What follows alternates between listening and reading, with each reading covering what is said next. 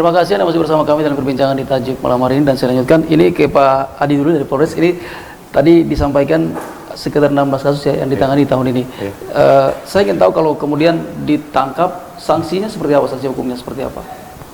Jadi kalau untuk kita penangkapan, contohnya sabu, ganja, atau tembakau gorila apapun ya, kita sesuai dengan Undang-Undang 35 tahun 2009. Tentang untuk pasalnya, untuk pasal 11 ayat 1 begitu, untuk pasal 112 untuk sabunya, untuk apa namanya 114 kita kenakan pengedarnya, kalau urinnya lagi positif kita bisa kenakan 127-nya begitu. Dikenakan pasal berlapis ya? Iya, pasal berlapis tetap kita. Untuk sorong sendiri sudah dilakukan Pak? Ada kasus yang memang sudah ditangani? Iya. 16 kasus ini semua Pak ya? Iya. Sudah. Kalau kita tetap kebanyakan, kalau kita kasih pasal dasarnya tentunya untuk ganja, tetap kita pasalkan 11 ayat 1 begitu. Kalau apa namanya di pengedar ya kita kasih masuk lagi pasal, kembali lagi 114 untuk pasal pengedarnya. Kalau dia pengedar terus tidak mengkonsumsi, kemudian hanya dikenakan satu pasal aja Pak? Iya, satu pasal untuk pengedar saja. Iya. Justru itu yang lebih berat ya. Dan memang ini ganja menjadi yang paling utama nih kalau di kasusnya di Iya, untuk Sorong. kasus saja sudah 11 kasus ganja. Untuk sabunya kita baru 2. Untuk pangan kita juga kan tangani pangan juga baru 1. Baik, ini Pak Adi izin untuk Kota Sorong sendiri, di data dari Polres Sorong Kota sendiri, titik-titik mana saja yang kemudian menjadi daerah rawan ganja sendiri? Nah, jadi kalau macam untuk kita titik-titik di Kota Sorong ini kita tidak bisa pastikan yang mana, karena lingkungan kita semua, lingkungan semua ini berpotensi untuk peredaran barang itu, begitu. Kadang juga di kota ditangkap di kabupaten ya, juga. Begitu, kadang kita tangkap pertamanya di kota, pengembangannya juga di kabupaten. Kadang juga di kabupaten penangkapan, pengembangan di kota, begitu. Jadi kalau untuk titiknya, istilahnya sebenarnya seluruh wilayah kita juga di Kota Sorong ini berpotensi untuk rawan narkoba. Berpotensi untuk rawan narkoba. Seluruh wilayah. Iya. Dan Kota Sorong ini juga ada menjadi bagian utama untuk beberapa kabupaten kota yang ada di Sorong Raya, Pak ya. Ya. Dan paling dekat ada di Kabupaten Sorong, Pak. Dalam hal koordinasinya seperti apa, Pak, untuk menangani masalah ganja? Iya, jadi masalah narkoba.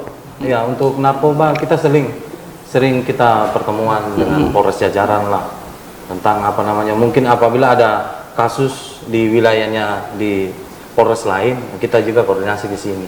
Macam dari Sorsel, koordinasi di kita, Polres Sorong Kota juga, bagaimana untuk butuh backupnya mereka, kita anggota begitu juga, begitu. Karena kan kalau mereka ke kita atau kita ke mereka, kan mereka yang tahu wilayahnya, begitu. Makanya kebanyakan itu apa namanya koordinasi untuk contohnya penangkapannya, contohnya apa namanya daerah itu bagaimana begitu. Iya. Nah. Baik, yang pasti ada koordinasi Pak ya untuk sering kita semua. Iya. Baik, saya ke Pak Heri terkait dengan topik kita di saat ini masih menarik ini Pak Heri terkait untuk bagaimana kedepannya kemudian supaya kemudian fokus kepada masalah-masalah penanganan narkoba di Papua Barat. Siapakah yang menjadi target atau sasaran BNNPB untuk mengalahkan hidup sehat bebas narkoba, Pak? Ya, terima kasih. Jadi ini pertanyaan menarik ya. Jadi memang kita sadari bahwa narkoba itu harus semuanya mendukung ya, komitmen bahwa narkoba itu musuh bersama. Jadi seperti disampaikan tadi di Polres jajaran dan bagaimana yang lain-lain, kita harus sadar bahwa narkoba itu musuh bersama dan kita harus melakukan upaya bersama-sama, karena kami kekurangan. Saya kira Polres juga kurang anggota, BNN juga kurang anggota. Maka kita mengajak semua elemen masyarakat untuk sama-sama branding. Ayo kita declare perangi narkoba. Kalau di istilah kami ada war on drug. Ini istilah dari Pak Kepala BNN baru ini. Kita tidak hanya melakukan darurat narkoba, tapi kita harus mulai action dan melakukan war on drug tadi. Dan memang hambatan banyak, makanya kita harus speed up, lebih banyak melakukan terus melakukan mitigasi, dan juga never let jangan nyerah. Kita terus berusaha terus. Jadi seperti saya sampaikan tadi, narkoba tidak bisa tangan sendiri, maka kami ingin mengajak semua stakeholder, khususnya Pemda dan semua komponen masyarakat untuk sama-sama memusuhi narkoba ini, memerangi narkoba ini. Dengan cara apa ya? Tadi kita sudah sampaikan, ada program dari pusat namanya Desa Bersinar ataupun Kota Tanggap Anti Narkoba, dan juga ada namanya regulasi yang bebas masyarakat IBM tadi. Samping itu kita juga semestinya ada penguatan regulasi yang dari regulasi itu sesuai dengan amanat Impres nomor 2 tahun 2021 kalau nggak salah ya, atau 2020 nanti saya koreksi, itu menyatakan bahwa setiap pemerintah daerah itu akan membentuk namanya suatu Satgas P4GN. Nah, Satgas terpadu ini ya biasanya diketuai oleh Pak Gubernur. Nah, anggotanya adalah wakil ketua 1 itu Asda 1, wakil ketua 2 itu BNN, dan sekretarisnya adalah Kesbangpol. Nah, anggota-anggotanya itu ada dari Polri, ada dari TNI, semua stakeholder yang ada, termasuk dari tokoh masyarakat, sama-sama untuk membentuk namanya Satgas Terpadu. Nah, ya tentunya perlu penguatan regulasi tadi. Nah, ini memang sampai sekarang belum. Ini tantangan buat kami semua, kita semua, karena kita harus sadar bahwa kita ini mau bawa kemana masyarakat generasi muda Papua Barat ini. Apakah kita biarkan mereka beli teler, atau kita menaikkan indeks pembangunan masyarakat tadi, sehingga mereka menjadi aset bangsa sebagaimana di generasi emas tahun 2045. Iya, terutama yang diutamakan adalah generasi, karena generasi adalah masa depan bangsa. Iya, karena dia tadi di tahun 2045 ini kita mengalami bonus demografi, di mana angkatan anak muda ini akan menjadi pemimpin bangsa. Kami 2045 udah pensiun, mungkin masih hidup atau bukan nggak tahu.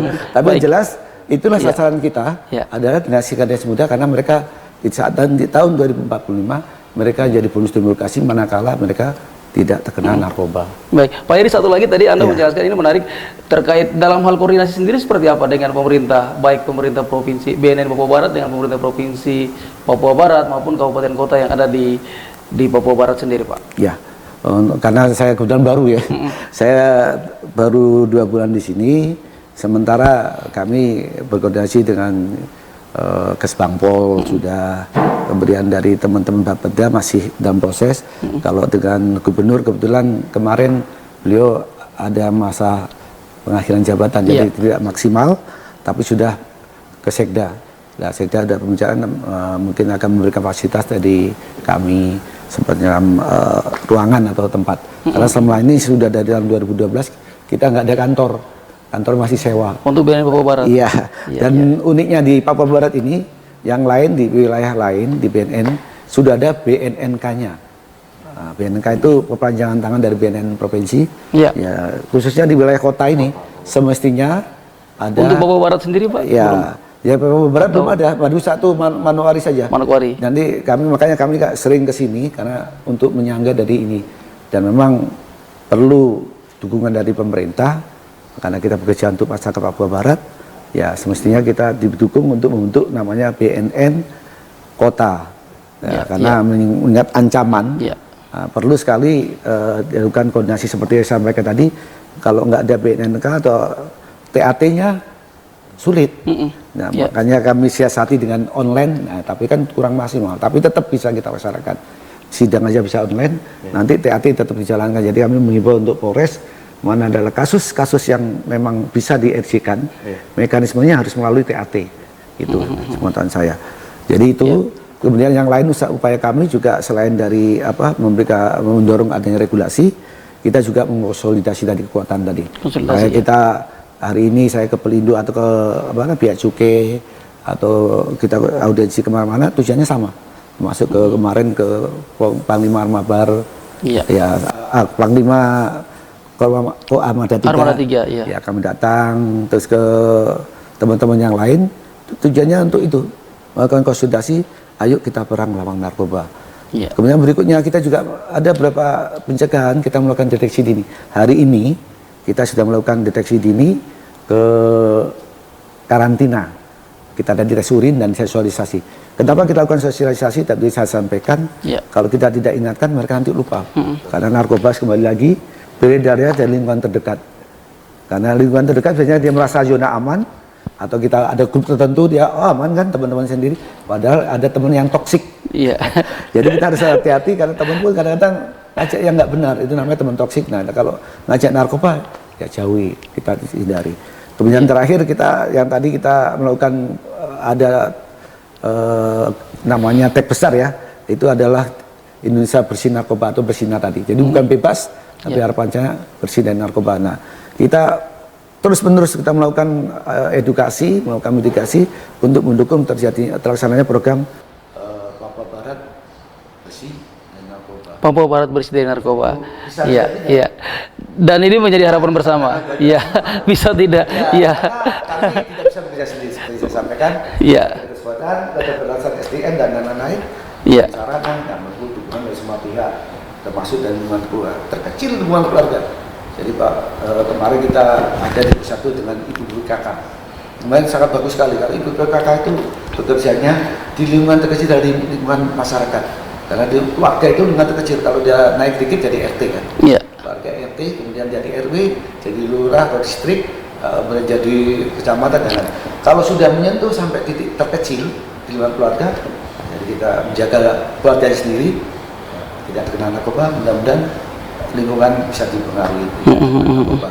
Kalau satu keluarga sudah bilang, oh tidak kena narkoba, ya, nanti dia tempat lain tawari pun, oh enggak. Iya. Nah, akhirnya yang bandar enggak ada lagi. Iya. Mau jual mana? Baik.